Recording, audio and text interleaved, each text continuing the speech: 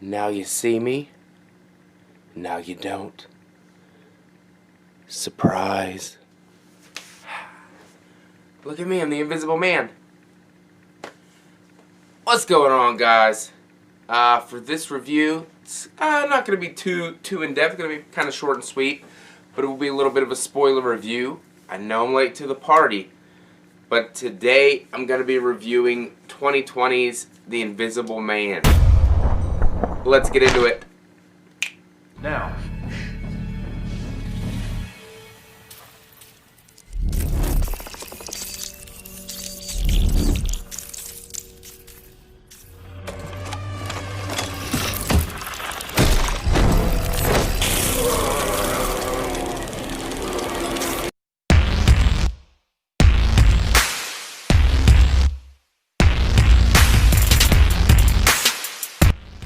What's up, guys? Welcome back to the channel.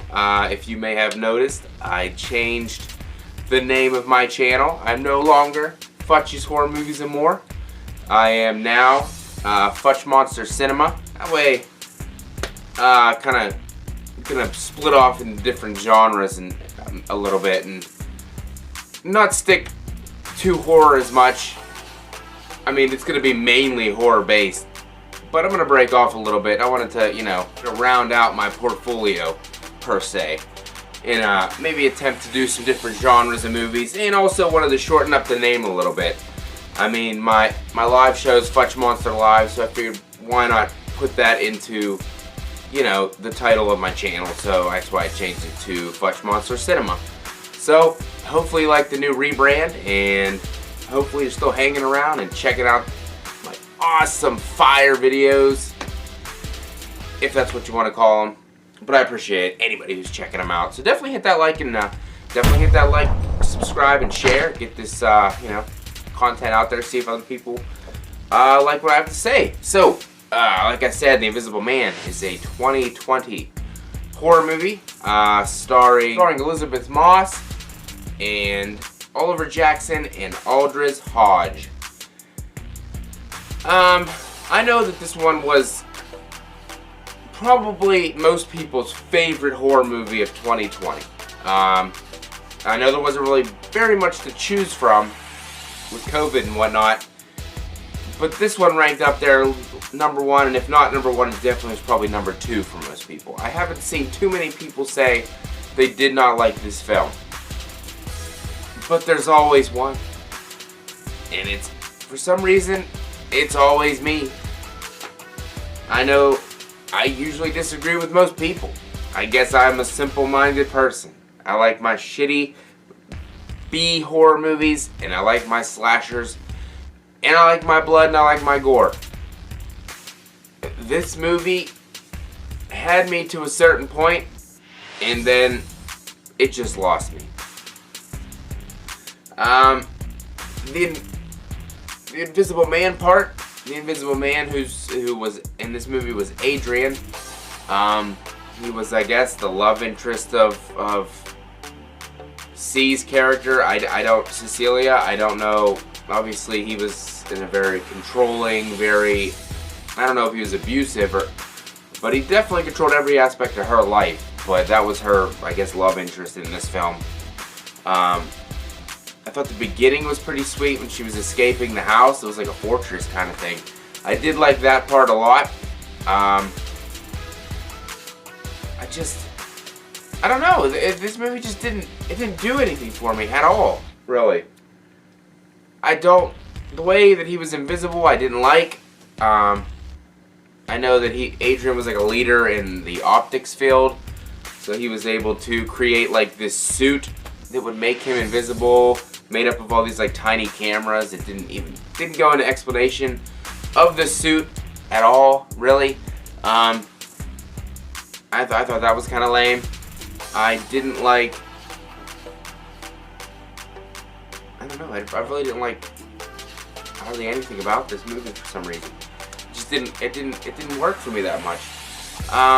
I did like Elizabeth Mott's character descent kind of into madness, because all this shit was going on with the Invisible Man and nobody could see him, so they just thought that she was making shit up. She was living in the past, since he was supposedly dead because he killed himself. But she knew all the signs that he was still alive. Placed some pill bottles there, you know. Whenever he was standing on the sheet in the bedroom, she could see it, but nobody else believed her. So they thought she was crazy, and then she ended up, you know, in the psych ward because of what happened to her sister, which I hated as well. When that knife just lifted in the air, her sister saw it for like 2 seconds, slit her throat, knife flew back over to her hand. I didn't buy that for a damn second. If her hand wasn't open, the knife would have just fell to the ground. Most places have security cameras. They would have seen that knife floating in the air, slitting her throat, and then the knife magically flying to Cecilia's hand. I couldn't buy that. I'm sorry. I couldn't buy a lot of this shit because places nowadays have cameras everywhere. Unless he shut them off somehow, which they didn't go into detail on, there would have been cameras to pick up the shit that was going on. Especially when Cecilia got locked up in the mental institution. And somehow Adrian turned into a superhero. And he was killing every cop in like 2 seconds. Snapping their necks, busting their arms. He's not super powerful. Nowhere in this film did it say he gained super strength. It was bullshit. I did not like it. Maybe if they made it realistic. Like when he stole the cop's gun and the gun's floating in the air and he shoots him. I liked that. I liked him using the gun.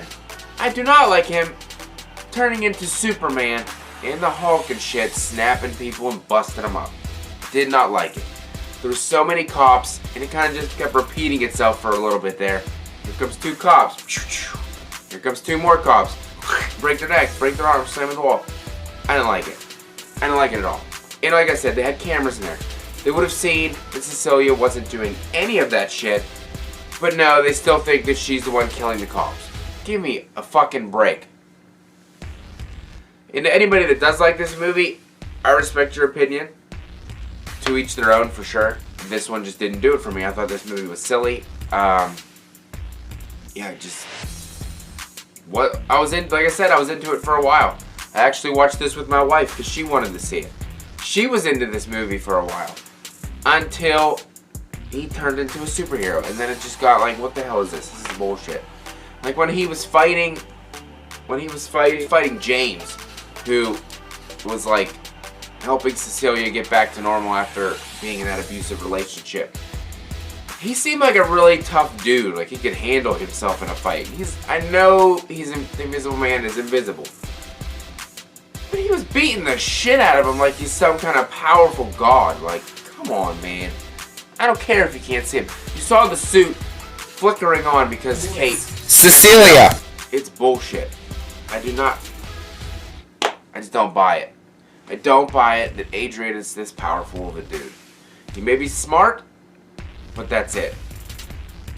The ending, I did like. I didn't know where it was going. Whenever Cecilia went back to live with them, I thought she was just gonna go back into that same shit over and over again. Shit, I forgot the reveal. Whenever Cecilia did finally shoot the Invisible Man, and the suit comes back and she takes off the mask, and it was Adrian's brother, who was also Cecilia's lawyer, and Adrian's lawyer. I was like, wait, so the brother wanted to torture Cecilia? But no, Adrian controls everything. He treated his brother like garbage as well. So he made him put on the suit, go to the house, get killed, and then magically Adrian was tied up in the basement of his house. Like, oh, he didn't do it. All that was set in motion because Adrian knew what he was doing. Everybody believes that Adrian was the good guy except for Cecilia. She knows that he set that whole thing up. So she goes back to live with him. She says she was crying at the table. Says, let me go clean myself up. Okay. couple minutes later, the knife raises up, slits Adrian's throat. He falls to the ground, the blood's coming out, and then it was on camera. So it looks like Adrian killed himself. So that Cecilia would, oh, she didn't kill him. He obviously just killed himself because she was invisible. She found a way to take him out and get him out of her life forever. James didn't seem like he liked that idea. He didn't seem like he liked how it went down, but he went along with it. I mean, he deserved it. Adrian tortured the shit out of her, and he needed to go out of her life. And that was the only way that she could do it, or he was going to keep torturing her forever. So I did like the end. I did like that, you know, she stood up for herself. She did what needed to be done to get out of that situation. That was about the only part of this movie that I really enjoyed. Like I said, I'm not saying it was a bad movie. Obviously, the quality was fantastic. The acting was fantastic. I just didn't like the way it went. I thought it started off with great promise, and it just kind of failed for me, personally. But I know a lot of you guys like it, and I'm fine with that. Hopefully, don't hate on me too much for disliking it. You know, y'all know how I feel about my horror movies. Quicker, the better, the bloodier, the slashier, the cheesier is the best usually for me. But hopefully, even though you don't like it, you like what I have to say, had a good time. Hopefully, I'm going to be, I don't know how many more reviews I'm actually going to be doing. I know a lot of us are switching to the whole live thing. I'm going to toss out reviews here and there. Still doing my weekly show on Wednesday nights. Futch Monster Live. Going to be doing some more Futch Monster watch parties. And going to be doing Filthy with Fauci with my boy, Filthy Dan. We're going to be starting that on January 13th. So looking forward to that. And hopefully, definitely hit that like, hit that subscribe. Let's help get this channel to 300 subs. We're getting close. We're getting close. I'd love to get 300 subs by the end of January. So keep it coming. And also, go check out Good Real Hunting. Get them up to 100 subs because I'm going to be creating a rap for them once they get to 100 subs because they, for some reason, think I'm a rapper. So we're going to go ahead and do that. And got one more thing to say. Surprise. Have a scary day.